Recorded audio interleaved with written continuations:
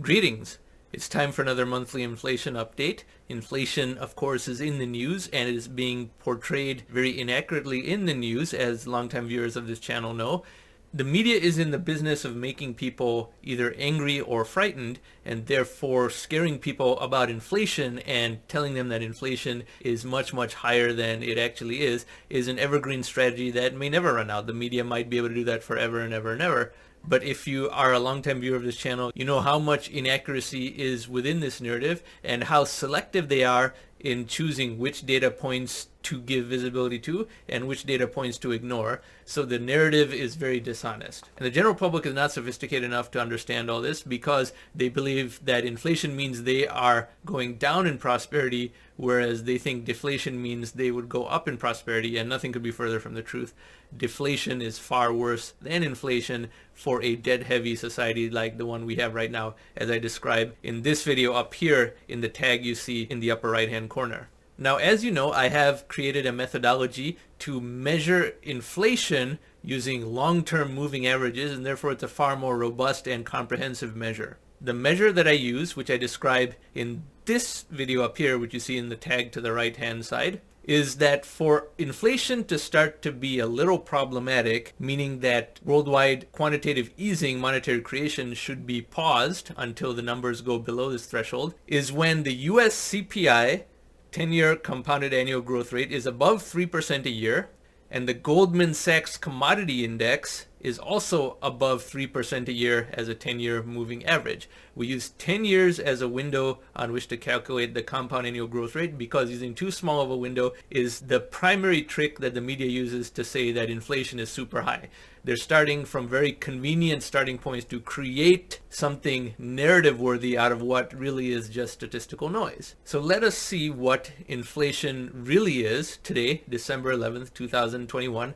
I used the US date convention, but today is December 11th, 2021. And let us look at what both of these metrics are based on the official websites for each. So we go to the US Bureau of Labor Statistics, bls.gov, and down to Consumer Price Index and click on this little graph icon. And we go over here into more formatting options and we choose 1 month, 3 month, 6 month, and 12 month, as well as original data value, which will enable us to calculate the compound annual growth rate and retrieve data.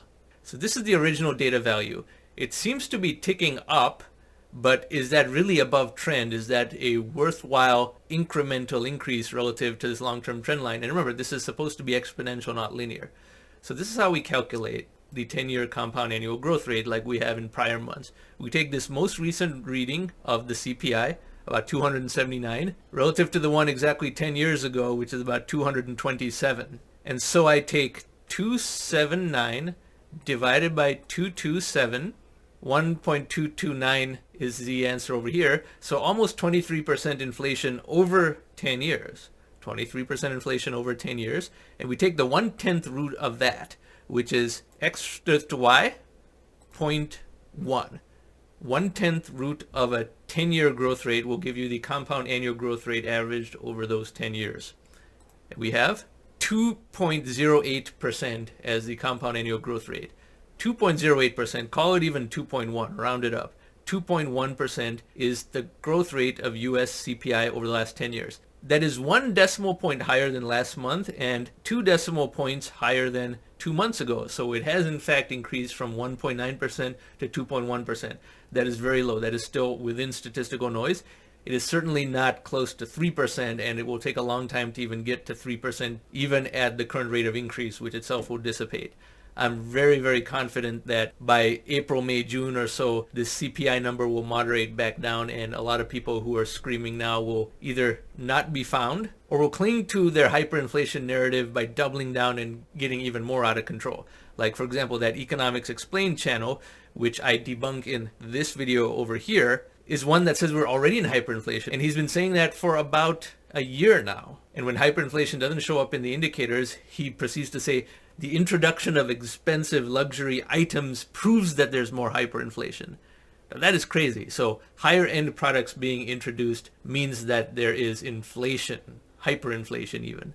And remember, the definition of hyperinflation is 50% a month, not a year, 50% a month. And we are still at 2.1% a year.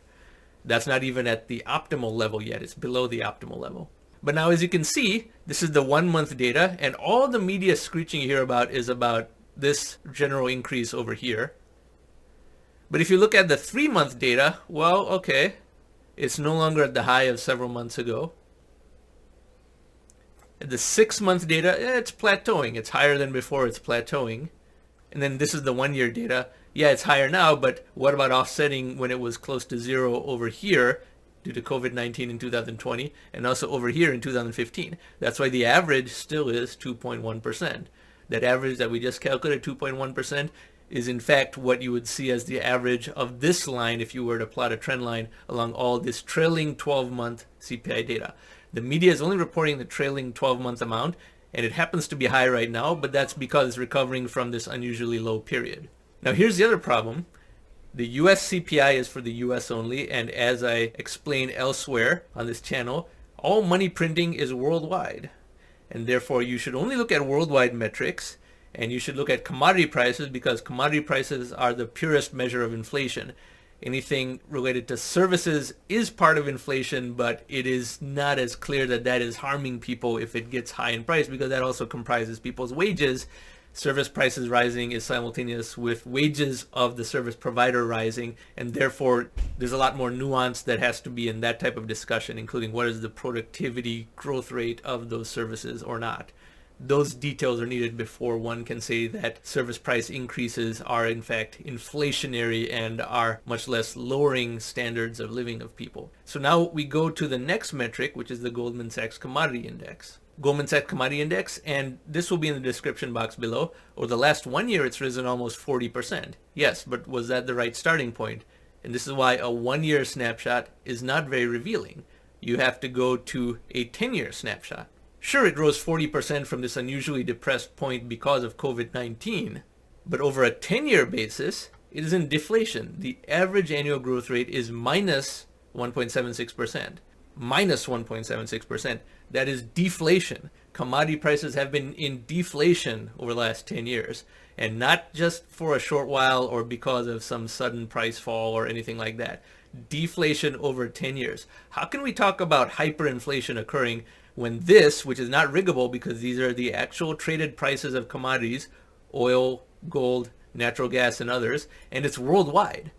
All the people who say the Federal Reserve's money printing is causing gold to go up, which is not, gold is in fact not going up, they are conflating the central bank of one country, the United States, which is only 25% of the world's printing, with a commodity that's priced worldwide. So a lot of otherwise intelligent people are doing this type of very, very amateur mistake and are pretty much incapable of thinking clearly because all of their narrative around inflation is just completely emotional. The fact is, commodity prices have been falling. They are in deflation, minus 1.76%. So now we go back to my PowerPoint. So the US CPI 10-year compound annual growth rate, Goldman Sachs Commodity Index 10-year compound annual growth rate, and as we saw, the US CPI is only at 2.1%, and the Goldman Sachs Commodity Index is at minus 1.76%. Now, the Goldman Sachs Commodity Index is lower than last month, and the US CPI is a little bit higher, and that is a quantification of government mismanagement. We are starting to create a metric through which government mismanagement can have some degree of quantification because the US CPI is creeping up even despite commodity prices getting lower and lower, and this can only be because of government mismanagement. Remember, I always say that government mismanagement can ruin almost anything, and it can in fact mess up the nice thing we have going on right now, which is a monetization of technological deflation, and it can throw some sand into the gears over there. So hopefully government mismanagement is something that the market punishes and forces better competence out of. We shall see. But the fact remains, neither of these two are anywhere close to 3%. And again, not that 3% would even be a crisis. That's just when the amount of QE done should pause briefly until these metrics dip a little bit below 3% again. So this is where we are right now. All the inflation narrative that you hear about in the media is completely false. people talk about inflation because they're desperate to seem intelligent about this subject.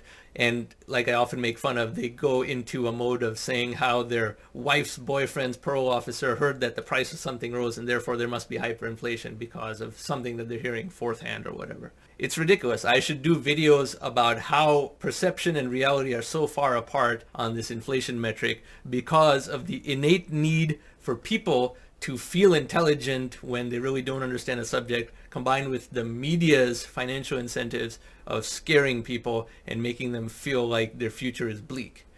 It's really quite sad, and it's something people in the future will find particularly odd about our time, that everyone was convinced they were amidst hyperinflation when nothing of the sort was going on at all. Commodities priced worldwide are actually in deflation. So this was our monthly report on inflation, and you can see what the numbers are relative to last month. Last month is in this tile up here on the right hand side, as well in the description box below. So compare the two if you want. But at the moment, there's absolutely nothing in terms of inflation that you need to worry about, and there's no reason for the Federal Reserve to even start tapering at all. In fact, tapering is going to cause a problem. It's going to cause a major market correction, a housing price decline, and they'll be forced to do more money printing than ever before. That's what happened the last 4 times they tried to stop quantitative easing, and that's going to happen this 5th time as well. All of this is going to unfold in coming months. Now, if you like this type of content and you found this video informative, I encourage you to subscribe to this channel, and thank you very much for watching.